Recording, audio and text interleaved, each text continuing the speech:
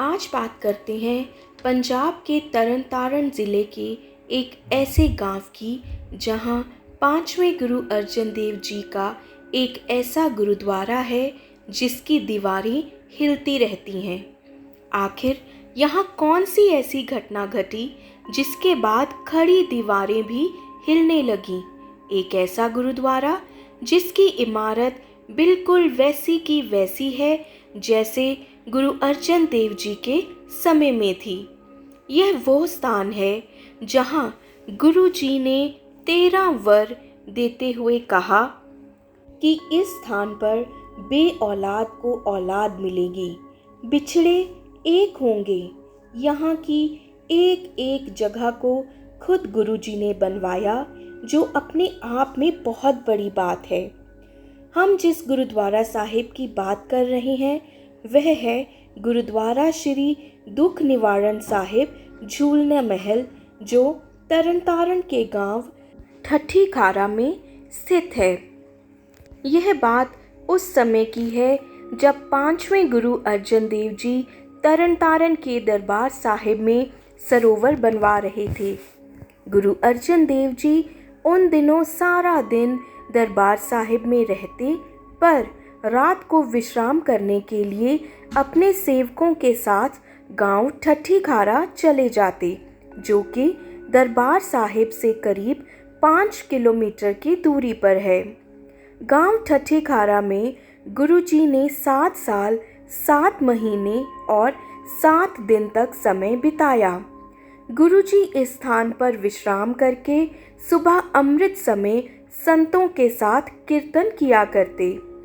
इस तरह हर रोज़ यहाँ गुरु अर्जन देव जी का दीवान सजता और संगतें गुरु जी के उपदेश सुनकर निहाल हुआ करती। उस समय भारत में जहांगीर बादशाह का शासन था। कहते हैं कि एक दिन जब गुरु अर्जन देव जी संतों के साथ कथा कीर्तन कर रहे थे, तो वहाँ से जहांगीर अपने हाथी पर बैठकर ढेरों सैनिकों के साथ लाहौर जा रहा था। हाथियों को बहुत सुंदर वस्त्र पहनाए हुए थे और उनके गले में बंधी घंटियों की आवाज़ें संगतों को अपनी ओर आकर्षित करने लगीं। संगतें जो गुरु जी की कथा सुन रही थीं, वहाँ से गुजरते बादशाह के हाथी देखकर उनका मन ध्यान भंग हो गया और वे कीर्तन छोड़कर खड़े होकर हाथियों को देखने लगे। यह देखकर गुरु जी ने कहा, भाई, हम कथा कीर्तन कर रहे हैं और आप सबका ध्यान किधर है? तब संतों ने हाथ जोड़कर गुरु जी से कहा, देखिए महाराज, जहांगीर के कितने सुंदर हाथी मस्ती से झूलते हुए जा रहे हैं। गुरु जी ने तब वचन किया, यह तो सांस लेने वाले प्राणी हैं। आज सांस है, कल नहीं। सांस रुक गई तो इनका झूलना भी रुक जाएगा। लेकिन यह तो गुरु के महल हैं, यह रहती दुनिया तक झूलते रहेंगे। गांव ठट्ठे खारा के जिस स्थान पर गुरु अर्जन देव जी ने संतों को यह वर दिया था, वहाँ आजकल गुरुद्वारा झूलना महल सुशोभित है। इस स्थान पर गुरु अर्जन देव जी ने 500 साल पहले 2 दीवारें बनवाई थीं, जिसकी ऊंचाई हाथी से भी ऊंची रखी गई और उसकी चौड़ाई करीब 4 फीट है। गुरु जी के घर की बख्शिश से इस दीवार पर बैठने से यह दीवार झूलती है। ऐसा महसूस होता है जैसे हम हाथी की सवारी कर रहे हों। दीवारों का झूलना अपने आप में एक बहुत बड़ा आश्चर्य है। इस दीवार पर एक समय में करीब 5 से 6 लोग बैठ सकते हैं। गुरुद्वारा साहिब के ग्रंथी पहले अरदास करके गुरु अर्जन देव जी से आज्ञा लेकर दीवार को धक्का लगाते हैं। फिर धक्का लगाते ही यह दीवार झूलने लगती है। सबसे बड़ी बात यह है कि ग्रंथी साहिब द्वारा अरदास करके गुरुजी से आज्ञा लेकर ही यह दीवार झूलती है, बिना अरदास के नहीं। इस दीवार के बिल्कुल सामने यानी सरोवर के दूसरी ओर बिल्कुल ऐसी ही दीवार बनी है, वह भी झूलती है।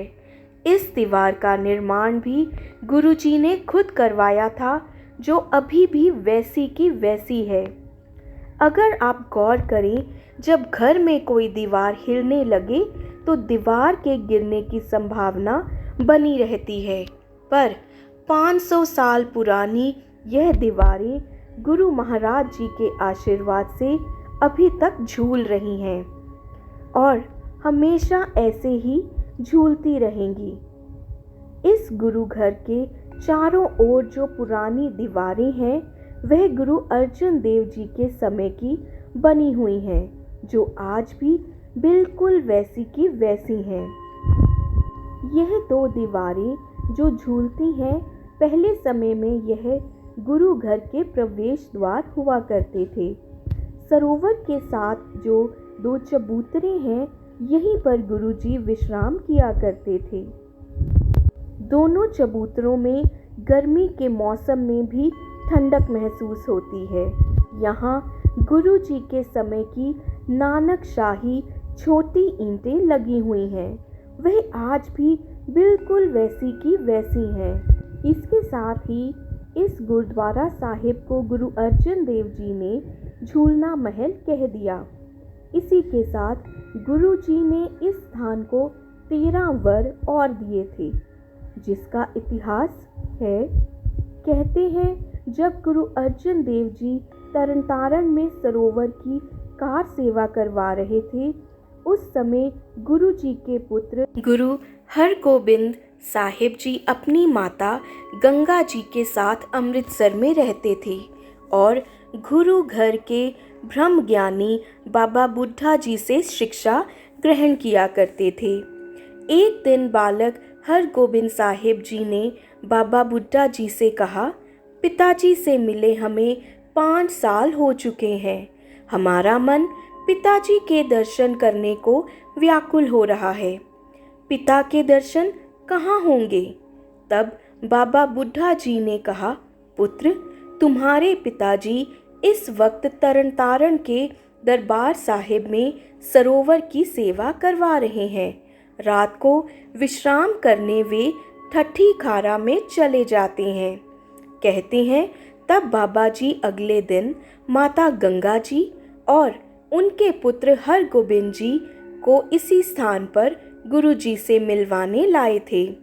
गुरु अर्जन देव जी उस समय संतों के साथ कथा कीर्तन कर रहे थे। जब गुरुजी ने अपने पुत्र हरगोबिंद साहिब जी, माता गंगा जी और बाबा बुड्ढा जी को देखा तो वह बड़े खुश हुए और अपने स्थान से उठे और अपने पुत्र को कसकर गले लगा लिया। कहते हैं तब गुरुजी ने खुश होकर इस पवित्र स्थान को 13 वर दिए। गुरुजी ने 2 नीले चोले में थम तैयार करवाई और कहा, पुत्र, जैसे तुम्हारे मिलने से हमारे सीने को ठंडक मिली है, उसी तरह इस स्थान पर आई संगतों के दुख कट जाएंगे।